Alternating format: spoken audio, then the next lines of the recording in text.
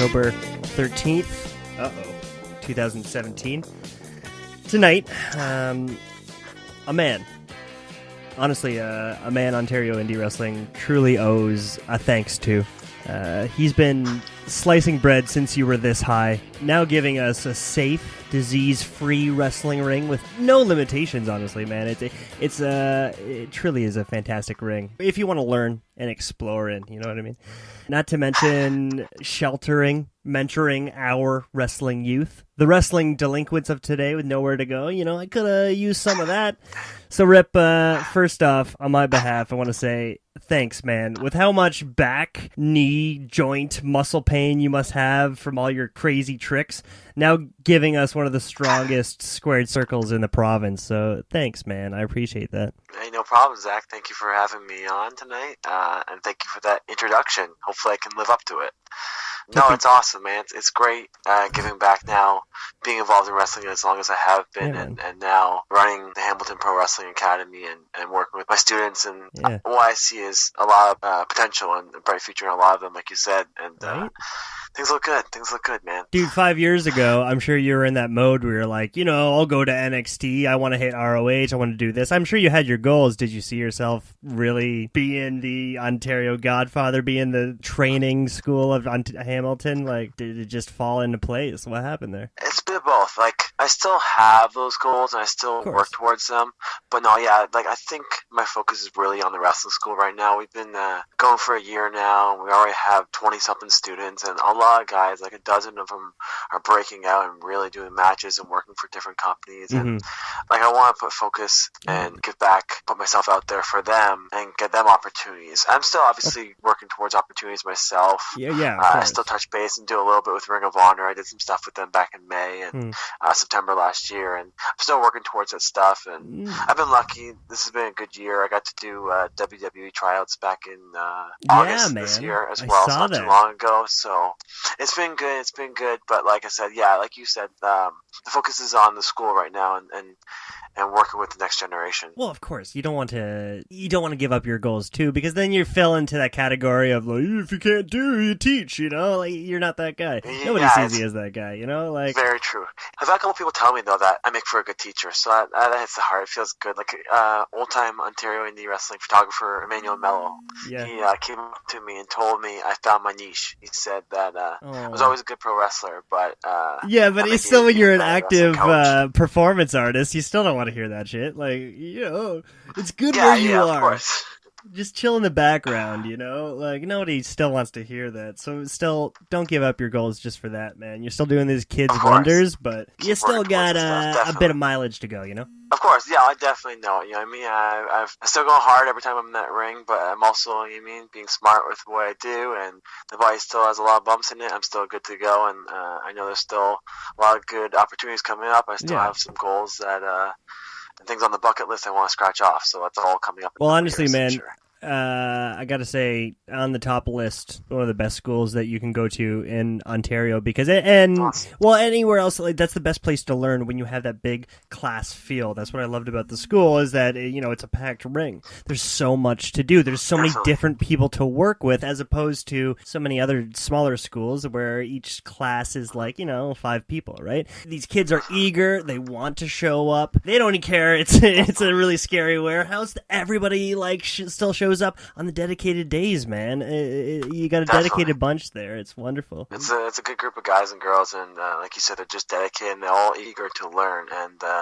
lately we've had a lot of other guys drop in, just various wrestlers like yourself. You came down a few months ago, and we always have other guys like Hacker Sky O'Shea and Del Bruno and various wrestlers from other different schools and trainees and stuff always drop down and come in, which is awesome. So it gets to work with different people, which is cool. Actually, now that I think of it, it also helps you out too, especially if you have a couple goals, you know, a couple different places. Helps you out with exploring, you know what I mean? You got all these bodies to choose from, you know. Hey, Absolutely. You over here, come in here, I want to try this move on you. You got all these guinea pigs, man.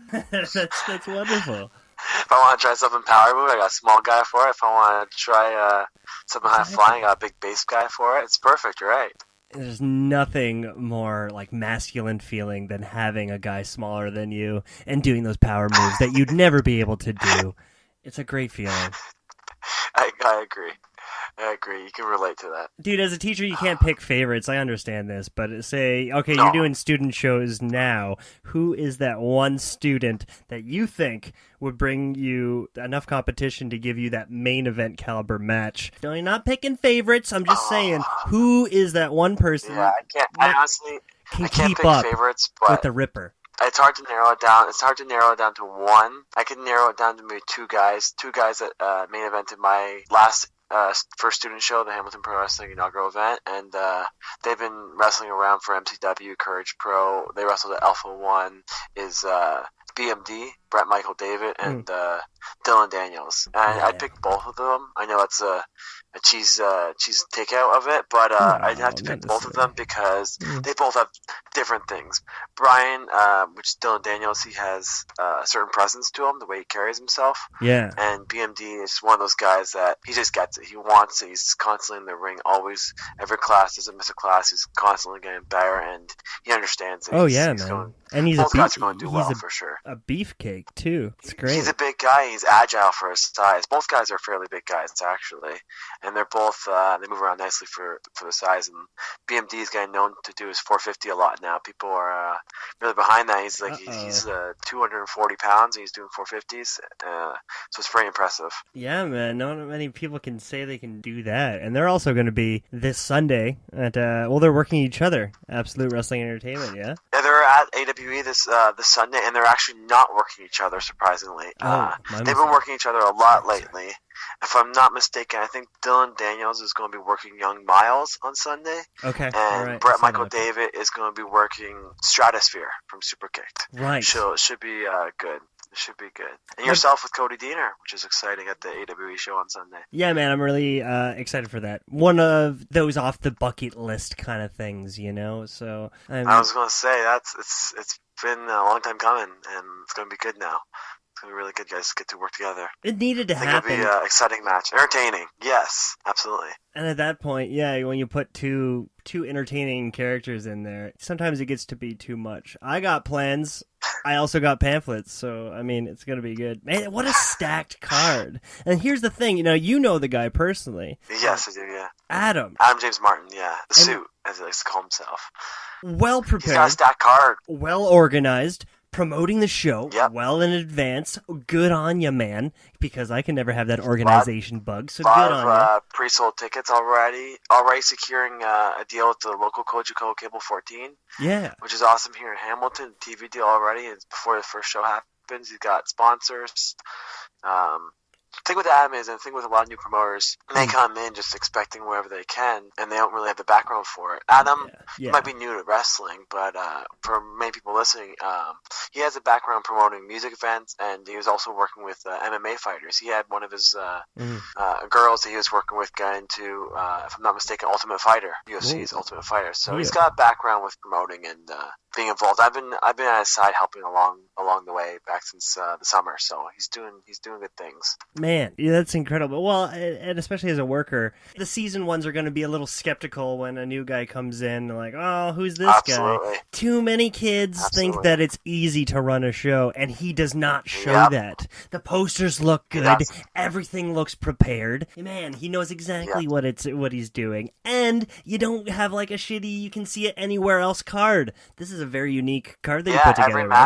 Every match is very unique. I think every match pretty much is a first-time matchup. I know, like I said, you and Diener, you know what I mean? Miles and Dylan Daniels is his first time. Stratosphere and BMD is the first time. Chelsea Green come in with Beautiful Bia, which would be awesome. Big time women's match there. That's going to be I know huge match. A few other ones which would be really good. Myself look at the humble man over here, Mr. Humble Pie. He's mentioned every other match except for the fact that he's in the main event for the the first ever AWE title. So hey, for the AWE title, yes. I think I've seen which is you. Exciting because I just rediscovered that it is a triple threat, which is exciting, but it's actually going to be elimination rules. Ooh. Which I haven't been in a three-way elimination for a long time, so it should be exciting. Got to make that clear. Wrestling Tyson Dukes and Josh Alexander, it's going to be awesome. So elimination, as opposed to one fall finish for a three-way, it's the three of us all start. We're all in the ring at the same time. Yeah.